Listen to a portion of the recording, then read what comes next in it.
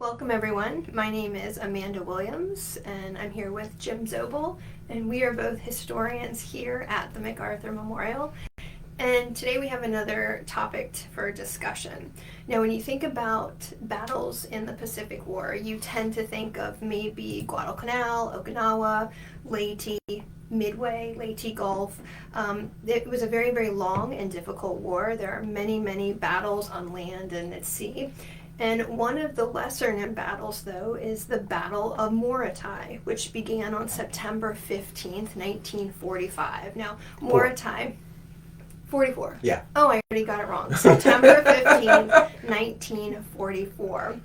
So, Morotai is a small island in what is now Indonesia, southeast of the Philippines. And prior to World War II, it was part of the Netherlands East Indies. It was occupied in 1942 by the Japanese, and today we're going to discuss that 1944 Battle of Morotai and its role in the liberation of the Philippines. So first we're going to get oriented though. So Jim, what is happening in the Pacific in the summer of 1944, and what are MacArthur's moves leading up to September 1944? Well, like we discussed last time in July, they had the Pearl Harbor Conference.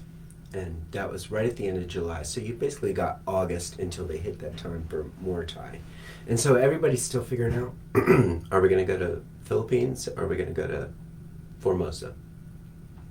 So the Joint Chiefs of Staff are doing that. MacArthur is still following that strategy that was laid down in those Reno 4 operations. So by July, they've taken that Vogelkop Peninsula, which is all the way at the western end of New Guinea. And the next jump is to the Halmahera Islands, because that's like the midway point between western New Guinea and Mindanao, which is where they're going. Mindanao is the southernmost island of the Philippines, and one of the biggest outside of Luzon. And that's where they were planning on going into in November. So they needed that base at Morotai to be able to base all those land-based air power, because that's the way they've done it all the way up through New Guinea, and then have that will be, will provide that air cover umbrella to be able to move into southern Mindanao. So that's the plan for it. Nimitz at the same time, his forces, 1st Marine Division, is getting ready to go into the Palaus, Peleliu, which will turn into such a Right. bloodbath, and as well Yap. And so right around that mid-September region is when you'll have the forces getting ready to go to the Palaus. MacArthur's forces are getting ready to go to Morotai. In early September, Halsey will start doing those overflights with the 3rd Fleet. And that'll be the first time they hit the Philippines. And so that's where in September, early September 8th, 9th, when those airplanes first started hitting the Philippines again, which causes such a furor amongst the Japanese as well as all the people that are still Right. there in the Philippines. So that's basically what's going on. They're waiting to get that final delineation of where everyone's going, but they're carrying out the operations that they already had planned up to that point. All right, so then when, and I think you've already answered why to an extent, but when is the okay given, let's go to Morotai? Well, they were looking at the Halmaheras, and Morotai is the northernmost island. Mm-hmm. And because they had broken those codes in the year before, they knew through code breaking that you've got about 30,000 men of the Japanese Second Army that are on Halmahera, which is the bigger island of that. Was it just infantry, or did the Japanese Yeah, have mostly. other I mean, assets? they have air power there, but when MacArthur's forces took Biak and then Nomenfor and Sansapor, they've got the air power there that they can neutralize all those air bases on Halmahera. Mm-hmm.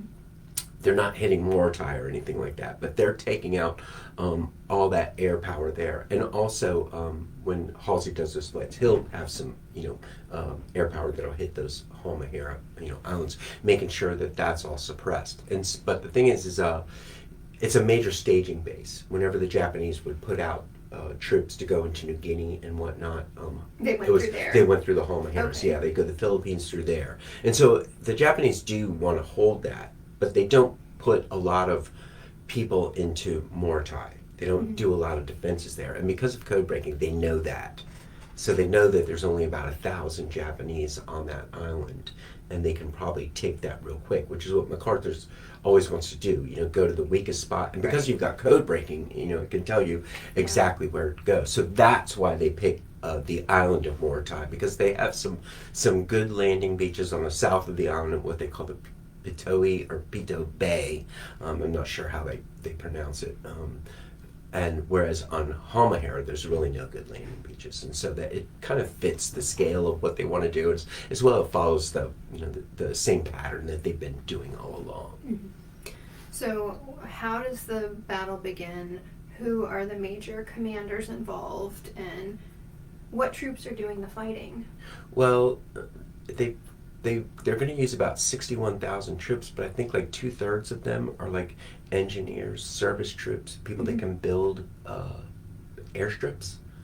And so they think there's about 1,000 people there. They've got the Dixie Division, which is the 31st Infantry Division. That's under Major General John Persons, and he'll be the main group. They'll have the 126th RCT Regimental Combat Team, which comes from the 32nd Division. Charles Hall, who runs the 11th Corps, he runs the 31st Division under them, and so he'll be in control of it. Dan Barbie, of course, is going to run the amphibious forces. James Sprague has this Task Force 78 from the Central Pacific, which will provide those jeep carriers, which will cover that whole area. When they do that, they'll go in relatively unmatched. I mean, you're dumping 20-some thousand people in there, and the Japanese, I think they said they saw 2.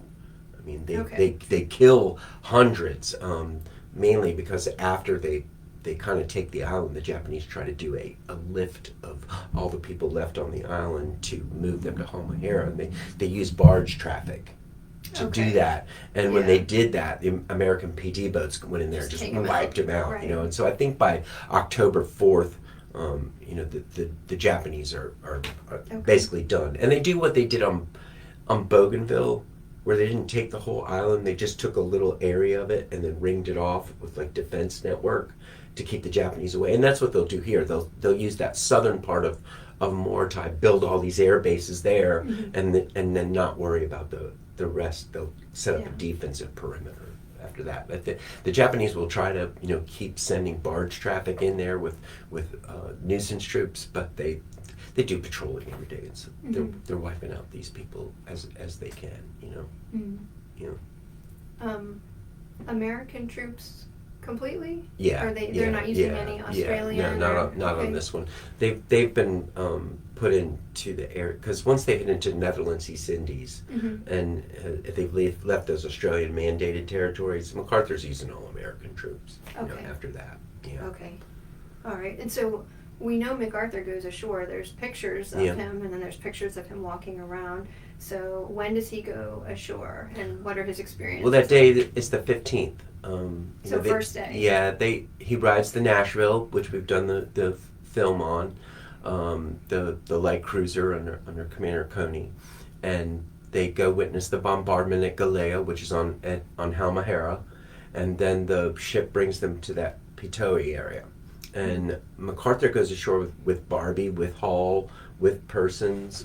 They go in at about 11 o'clock, and it's funny because you see all the pictures of MacArthur going ashore at Leyte, and they said he was mad because the landing craft got stuck on a sandbar and he had to walk through the water. But at Morotai, he's up to his armpits. Right. I mean, it's you see the photos of them. It's like these mud flats, that they go in, and that was the biggest problem. All the trucks, everything got stuck in the mud, and they had to set up winches everywhere to haul everything out. But MacArthur goes ashore, and he's walking around. You can see he's stained, from the armpits down. But he takes some of the best pictures there because he takes them with the troops.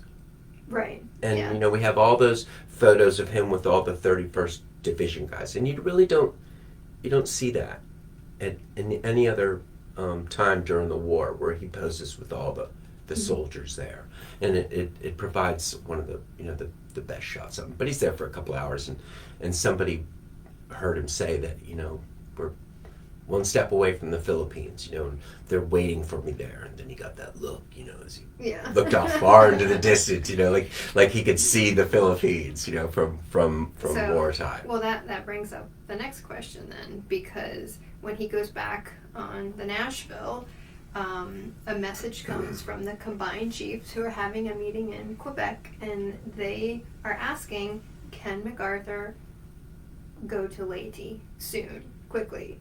And the Nashville's operating under radio silence, so MacArthur can see the message, but he can't respond to it. His chief of staff, Sutherland, in Hollandia, sees it, will respond, yes, we can do this. And there are people that say that causes some friction between the two. Yeah. Tell us about this story and what happens next. Well, because of Halsey doing those overflights, he makes the wrong assumption that Japanese air power is wiped out. Mm-hmm. And so rather than, he wants to scrap the Mindanao operation, go directly into Leyte, mm-hmm. which is north of Mindanao. And he wants to scrap the Palau invasion as well as the Yap invasion and dedicate all those troops to going to Leyte. The troops for going to Peleliu are already on the ocean, mm-hmm. and Nimitz and MacArthur both say, no, that's got to go because that's going to support, going into to the Philippines, which is, the worst decision they make because the 1st Division just gets hammered, at Peleliu. But when that message goes to the Joint Chiefs, that really shakes them all up, because they're still deciding what to do, mm-hmm. and that makes the decision, mm-hmm. That we'll go into Leyte right now. So when Sutherland sends a message, yes, this is possible, they decide. Okay. Yeah, I think it's like over a 3-day period, they're mm-hmm. doing this message traffic between headquarters, and Sutherland's, the only one that can answer because MacArthur, like you said, is under that radio silence. Mm-hmm. And so he gets together with like Kinney and the other chiefs there that are all at Hollandia. See, it had been weird before they went on this because Sutherland was at Hollandia, mm-hmm. commanding the forward operating base coming there. MacArthur was in Brisbane, back in Australia, and his deputy chief of staff, who's Richard J. Marshall, he's in Washington with this conference, there. Okay.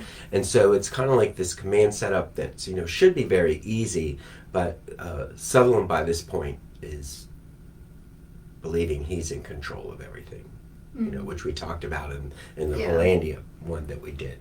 And so when MacArthur gets back, this is everything he's wanted.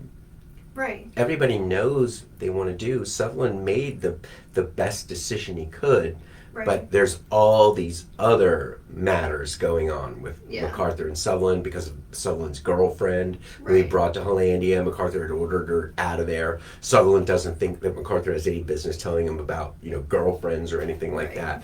And they get in this big shouting match when they get back. But the thing is like, when MacArthur gets back, he's cool.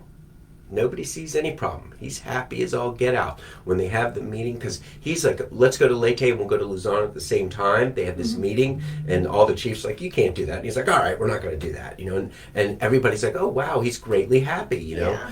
But then MacArthur goes to Weldon Dusty Rhodes, who's the pilot, mm-hmm. who's supposed to take off the next day to go back to Australia. And MacArthur goes to him, doesn't tell him, you wait a day. And Rhodes, why? What's going on? And the next morning, MacArthur calls in Sutherland. See, Sutherland had breathed a sigh of relief because he thought everything was over. And MacArthur brings in, and then it's just, whoa. They said MacArthur knew every 4-letter word in the book. Like at Leyte later on, because they get in this big shouting match, over it. And it's, it is that delineation of I will make operational decisions, mm-hmm. Even though it was like, that's what I wanted to do. But I think it's all this other stuff, and besides, Paul Rogers, who's Sutherland's chief warrant officer, he got brought off Corregidor by Sutherland mm-hmm. and put on the PT boats. He's all the way up there. And when he's at Hollandia, he says that he hears Sutherland standing at the window of this complex overlooking all of Hollandia going, the old man's had it. I'm in charge now. And Rogers tells Egeberg and Lerbus that, the two main aides of MacArthur. And so that definitely gets brought up. Yeah. Now, do they tell him that part about what Rogers says? you know, people always talk about, you know, this, all these people that, you know, have these thoughts against MacArthur and never express them, but they put them in writing, you know, to like loved ones and whatnot. You know, do you think MacArthur's getting word of what's going in these letters? You know, and some of these things, you know, is that why he's against Eichelberger? Is that why he knows Sutherland is like, Yeah. you know, really pushing the boundaries? And so MacArthur's going to set it straight right there. You know, I'm in control. And so that's kind of why they have this you know, opening up in this big fight at Hollandia, you know, after the thing. It's everything MacArthur wanted, but MacArthur just sees Sutherland as, you know, getting beyond his time. And Sutherland's asking to be relieved, to be given a command, to be sent to Europe, somewhere else. And MacArthur's like, no, you're going to do your duty and you're going to sit here and I'm going to ride you the whole time. Wow. Yeah. Yeah, I mean, that's something that has always been weird, but I guess there's the element of it was personal. Yeah. You know, I mean, Sutherland does what MacArthur wanted to do, essentially. He says yes. Yeah. That gives them eventually that green light to go back and do what MacArthur wanted to do, but it was not your place. Yeah. Is, I guess, the bottom line. And you know, if there hadn't been all that other stuff, you know, would that have come to, you know, light? Would MacArthur have, you know, admonished him as much like that? I don't know. Yeah, I don't know. It's one of those what if questions. You know. But it definitely damaged the relationship. Oh, for between good. them. Yeah, it's over between them. Yeah. All right. So going back to the Battle of Morotai, then. Wrap it up for us. So you said the Japanese, they don't really make much of an effort to retake it. Yeah, they can't. You said nuisance troops Yeah. and things like that. So then how does it kind of officially, like, when does it end? Well, they call it over on October 4th, which it really is, because I think they reached the objectives they needed that first day. You know, there was, like I said, the Japanese troops there weren't going to be able to do anything, and they pretty much went to the jungle and tried to make it off the island. The thing is that when you take Morotai, you've breached that Philippines, Netherlands, East Indies line. And now your planes are able to reach Borneo and those oil, you know, facilities. They'll start bombing those. They'll have control of those seas between the Netherlands, East Indies, as well as the Philippines, you know, because they'll have control of that area. So it's a big stroke, you know, to be able to take this. And during the operation, they had wanted Morotai to cover that land base air cover over Mindanao, but when they go to Leyte, they're not going to have it. You know, I mean, It's too far. Yeah, Morotai will be north. able to take care of the airplanes on Mindanao, and they will do a big part in that. But now you're going to go into Leyte with no land-based air cover, and the Japanese have a great amount of planes left to go. Yeah, so that's when it all gets, you know, thrown on the Navy and causes all those troubles when they get there. Yeah. Casualties from the battle? I think they lost 31 people. Okay. Yeah, and the Japanese were you know, as usual, wiped out. Right. Yeah. Okay, so pretty limited. Yeah, I mean that was the code breaking will help them a lot in the Philippines, but not like this. You know, to be saying no, let's go to this one because there's 30,000 over there. Right. And that's the way it had played out through New Guinea. That code breaking was able to send them where they could, you know, make a good wash against fewer troops. Would you say Morotai then is like the last, what we would consider traditional island hopping hop? Yeah, in MacArthur's theater. The Philippines isn't that. Right. I mean, they go to the different islands there, but it's pretty much known where they're gonna go. And I mean, they are hopping from islands, you know, but it's not really like bypassing. And I guess the Philippines has POW camps or a big city like Manila that is a target that you can't hop over because you want it. Yeah, exactly. Okay. Well, how do historians view the Battle of Morotai, and was it essential to taking the Philippines? Well, like I said, it is a very big strategic move, and it will help, you know, as far as suppressing all that air power on Mindanao during that Leyte campaign, which is important, and it will, you know, give them control of those seas south of the Philippines. You know, they'll eventually, by taking the Philippines, be able to cut off Japan from Netherlands, East Indies, but that gives it a big, you know, headway right there. So for the amount that they put into it, what they got out of it was way more than Mm-hmm. they thought. Didn't become the hub of controlling that invasion into Mindanao. Okay. All right. The funny thing though is Lake Biak. Mm-hmm.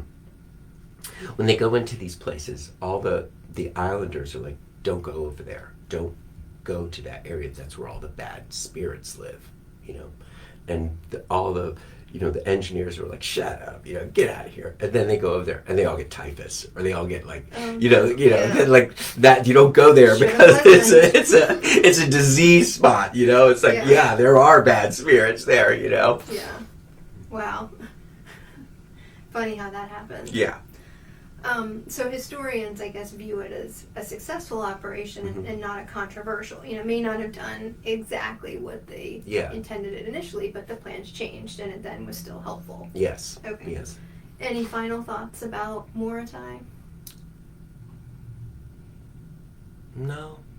I think they have a statue of MacArthur there now, and so it was 7 statues in 7 different countries. So now it's 8. 8 statues in 8 different countries. Mm-hmm. Yeah. His legacy's all over. Very much so. Mm-hmm. Are you going to Morotai sometime soon? I would love to. Yeah. I would love to. If anyone would like to invite us there, we can both go.